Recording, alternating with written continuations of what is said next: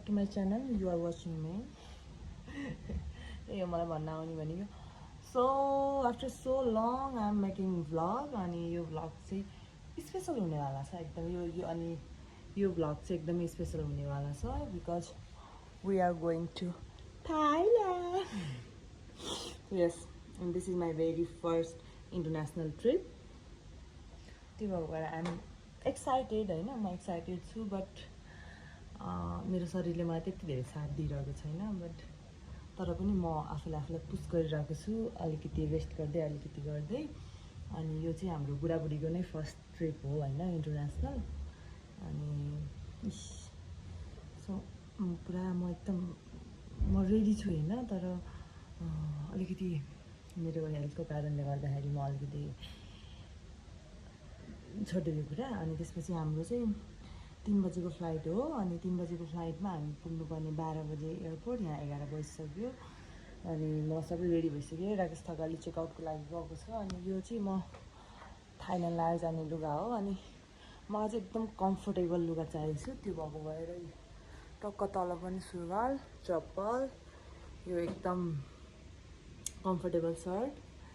कपाल चाहिँ अब म जाने बेला बाटोमा नै बनाउँछु we are getting late last late भइसक्यो सो मेरो अवस्था यस्तो छ अनि मेरो चाहिँ यो कपडा यस्तो हालत देखेर तपाईँहरू नतर्सिनु होला गाइस कि हिजो बेलुका पनि भात खाएको छैन अलिकति फ्राइड राइस त खाएको हो मैले त है अनि त्यसपछि झन् अलिकति चाँडै निस्केर खानासाना खाम्ला भनेको डलर साट्नै टाइम लाग्यो कि अनि डलरले गर्दाखेरि नि अलिकति टाइम लस भयो हाम्रो 3 बजेको फ्लाइट हो 12 बजे पुग्नु पनि अब यहीँ 11:30 भइसक्यो अब त्यही माथि काठमाडौँको जाम यस्तै छ है अनि अब बुझ्दै पऱ्यो भने 12:30 बजीतिर पुगिन्छ होला हामी this is my new camera जुन चाहिँ मलाई राकेश थकालीले गिफ्ट गर्नुभएको छ थ्याङ्क यू सो मच अनि त्यसपछि मैले एक्सपेक्टै गरेको छैन पुरा चाहिँ हाम्रो एकदम इमर्जेन्सी ट्रिप हो इमर्जेन्सी भन्दा पनि एकदमै इमर्जेन्सी हो होइन अनि त्यसपछि किन भन्दाखेरि हामी चाहिँ खासमा जान चाहिँ हामी खासमा हामी चैतमा जाने भन्थ्यो है बुढा चैतमा जाने भन्थ्यो तर त्यही त हो नि है अब भन्ने बित्तिकै मिल्दैन चितवनबाट काठमाडौँ आउनलाई त हेलिपोर्ट चाहिँ भनेपछि नेपालबाट थाइल्यान्ड जाने अब भनेपछि त झन् त्यो त बिग प्रब्लम हुने नै भयो सो त्यो भएको भएर त्यस्तै मिलिरहेको थिएन बट हामीलाई चाहिँ यस्तो इमर्जेन्सी आइपऱ्यो कि एकदम जसरी भए पनि मलाई चाहिँ बैशाखमा नै जानु पर्यो अझ म मिलाइ भए त है हामीले टिकट नपाएर हो पाएको भए त नि हामी चैतमा नै जान्थ्यौँ है चैतको लास्ट विकमै तर अब त्यो भिजा प्रोसेसिङको लागि अलिकति टाइम लाग्यो नि त अनि त्यो भिजा प्रोसेसले गर्दाखेरि हामी चैतको 30 गते चाहिँ डेट पाएको तर न्यु इयरमा हामी न्यु इयरमा जान नमिल्ने भएर अनि हाम्रो चाहिँ अहिले बैशाखको 12 गते भयो अनि त्यस्तो इमर्जेन्सी भन्नाले एकदम जानै पर्ने त होइन नजाँदा पनि हुन्थ्यो तर मलाई चाहिँ एकदम डर थियो अनि सो स्टिल जाममा छ पठाउ गर्नुपर्छ जस्तो लाग्यो यार मलाई हुन्छ होइन यो गाडीको एकदम नराम्रो पार्ट चाहिँ यही हो भने कि मलाई एकदम झ्याउला छोडेर हिँड्न नमिल्ने अनि जहाँ पाएँ त्यहीँ पार्किङ गर्न नमिल्ने अनि जाममा पऱ्यो भने त चाहिँ मजा हुन्छ गाडीमा है घामले पोल्दैन नि त काठमाडौँको अपार भन्दा पनि अपार के अरे जाम पछि फाइनल्ली हामी बुढाबुढी 12 बजी आइपुग्ने मान्छे 12:46 मा चाहिँ हामी एयरपोर्ट आइपुग्यौँ होइन त ठिक छ भात खाएन हिजो बेलुकादेखि इट्स रियली टफ यो काठमाडौँको जाम देखेर पिक्क लाग्छ त्यही भएर पनि वेदर त एकदम गुड हो होइन बट यो जाम माई गुडनेस म मेरो सामानहरू प्याक गर्छु न फाइनली हामी चाहिँ चेकिङको लागि भित्र आइसक्यौँ होइन खासै ढिलो त नभएर रहेछ नि यस्तै हो कि नेपाली टाइम ढिलो हुने जस्तो लागिरहेको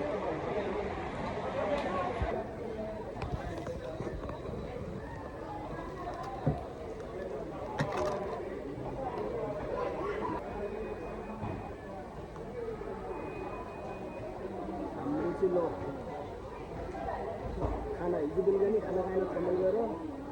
यहाँ यो बेला फेरि ट्याक्क बनाउँछु ल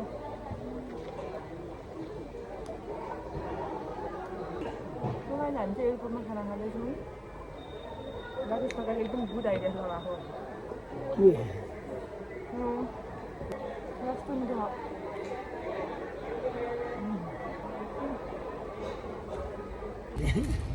चिकनबाट टक्क यहाँनिर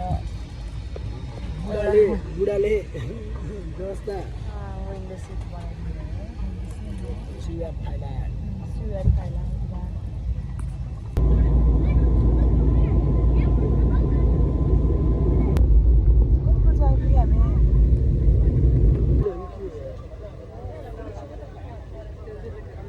तीन बजे हिँडेको ठ्याक्क 7:30 बजे आइपुग्यो अलिअलि सुत्यो अलिअलि फिल्म हेऱ्यो मुभी बल्ल के हुन्छ अरे इन्ट्रेस्टिङ पार्टमा पुग्यो हामी क्लाइमेक्समा पुग्यो हामी बल्ल मुभीको अब फेरि 2 घन्टा ट्राभल गर्छ हामी बाई बस त्यति बेला कस्तो दामी मलाई त नि त्यो यहाँ झालबाट बाहिर हेरेर त्यो भ्यू देखेको लाइट मेरो भेरी गुड डिसिजन जस्तो भयो कि लाइक म बिरामी भएको जबरजस्ती यहाँ मैले आउने डिसिजन गर्नु चाहिँ एकदम वर्थ इट बाहिरको भ्यूबाट अब हामी के बसमा ट्राभल गर्छ हामी पटाया जान्छौँ नि अहिले हामी ब्याङ्कक छौँ अब हामी जान्छौँ पटाया 2 आवर्स जतिको ट्राभल छ बसमा पनि रमाइलो हुन्छ नि त बाहिर हेर्न पाइन्छ नेपालको जस्तो खाल्डोखुल्डी हुन्न आनन्दले बस्नु खाल्डाखुल्डी भन्दा हाम्रो लागि त एभ्रिथिङ इज न्यू नि त त्यो भएर See you in the bus.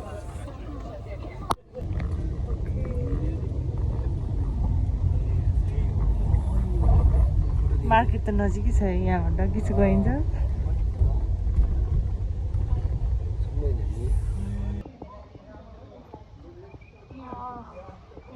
यो लगेज पनि त्यही हालेर बुढाए नि हुन्थ्यो नि मलाई कस्तो गाह्रो भयो कि यो फाइनल्ली हामी चाहिँ होटेलमा आयो होइन अनि अब कति बजी यहाँको कति बजी हौ यहाँको कति बजी भन्ने थाहा छैन उसको घडीमा 10:30 बज्छ मेरोमा 11:30 भएको मेरो त 11 बजिसक्यो कि मेरोमा चाहिँ 11 बजिसक्यो अनि अब हामीसँग धेरै टाइम छैन किन भन्दाखेरि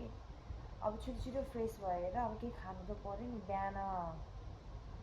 2 बजी खाना खायो होला है हामीले 2 बजी कति बजीतिर खाना खाएको एउटा 2 जनाले सेयर गरेर खाएको त्यसपछि खासै केही खाएको छैन सो गाइस अब चाहिँ हामी फ्रेस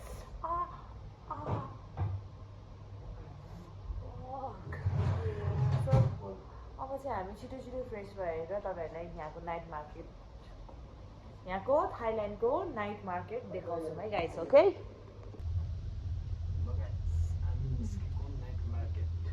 कति बजी भन्ने पनि थाहा छैन तिम्रो उमेर भएको चाहिँ टाइम कस्तो लाग्यो मलाई मेरो घडीमा भएको चाहिँ टाइम हो मेरो पनि नेपालको टाइम छ तिम्रो 10:30 बजे यो ग्राउन्ड फ्लोर होइन मेरो अस्ति त्यो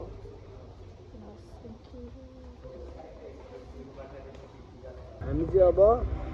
हाम्रो यो होटेलबाट निस्केर फुड हन्टमा निस्केको छ है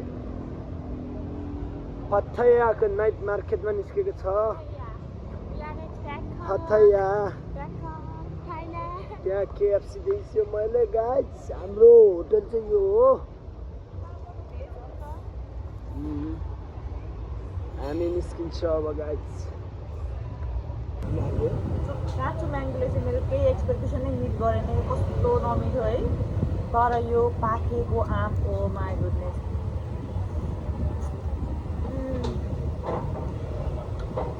चिसो तर हाम्रो नेपालको जस्तो चाहिँ होइन अलिकति त्यहाँको भन्दा यो सिजनै लागेन खान पाइँदैन म थाइल्यान्ड बस्नु चाहिँ दिनको एउटा चाहिँ खान्छु दियो कस्तो हो एउटा बनाऊ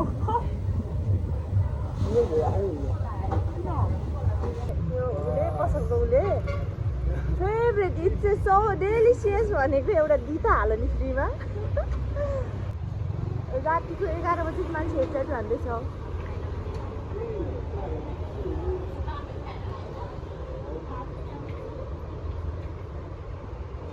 भोलिको लागि के चाहिएको तिमीलाई त्यो हेर ल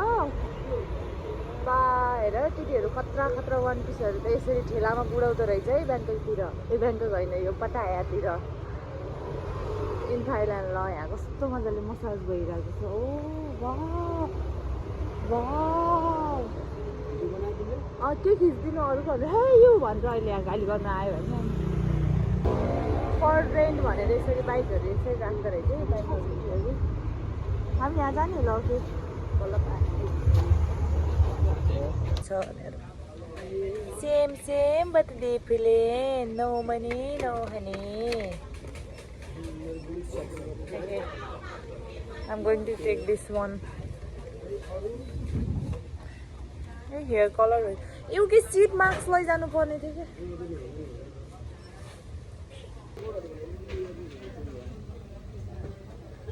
काली कलर देखेर बिर्सनु लागिसक्यो मलाई भित्र आए यसैले जाडो भयो मलाई बाहिर गएँ खै त्यस्तो मैले कहाँ नेपाल ट्युजर के हो मैले घरबाटै लिएर आएको छु क्या मासु खान्थ्यो भने यो स्योर ट्राई गर्थेँ कि हेर्दाखेरि कस्तो यम्मी होला जस्तो छ है हामीले चाहिँ यो एउटा अर्डर गरेको छौँ अनि त्यसपछि यो एउटा mushroom All this for 100. Too much. You want half? Only half, okay? Huh? Half, only half. No half. No half. It will be waste.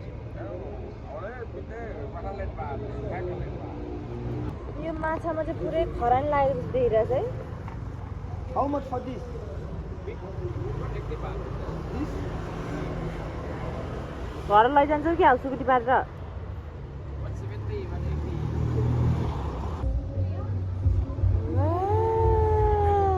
Seafood खाएंगे. एक-एकवटा समातिङ न मेरो चाहिँ यो हो भेज हो नि त मेरो यस्तो बसेर टक्कताले हेर स्ट्रिटमा बसेर हामी स्ट्रिट फुड खाँदैछौँ बुढाबुढी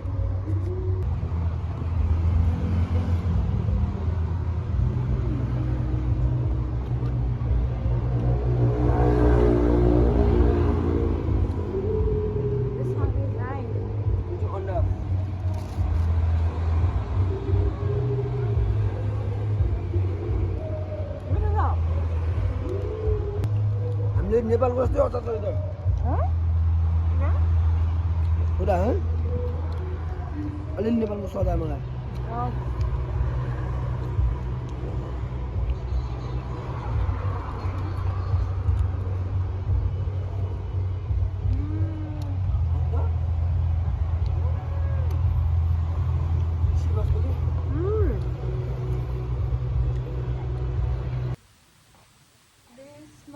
for today guys आजको ब्लगको लागि यति नै थियो अनि आजको हाम्रो परिवार this much okay छ म त धेरै नै यता आएँ क्या अब रुम पनि बनाउनु खाना पनि खासै केही खाएन मैले त्यो कोरियनवाला मसरुम मात्रै खाएँ अनि त्यति हो ओके it was delicious त्यो महँगो त माई गुडनेस मलाई साथी खान आउँदैन रहेछ माई गुडनेस यहाँको एसी कुरा आउँदै गर्छु ल सबभन्दा पहिला म पैसा चेक गर्छु मेरो डलर चेक गर्छु यार हेर्ने म डलर कस्तो लुकाएको छु मेरो बुढाको आलु आएको है के गर्ने हजुर आँखाको ठाउँमा सम्पत्तिको नाममा यही हो यही पनि एउटा शिष्य बोकेर गइदियो भने त अनि हामीले के गर्नु लाटाले पापा हेरेको जस्तै बनिन्छ फेरि भोलिबाट त आजको लागि यति नै थियो म बोल्न पनि सक्दिनँ अब डे 1 यति नै थियो पटायासम्मको अब भोलि हामी जाँदैछौँ नेक्स्ट ठाउँमा so see you in my next blog bye bye good night अरूभन्दा भोलि यो चाहिँ लाएर जानुपर्थ्यो क्या हो है एनिवे इट्स ओके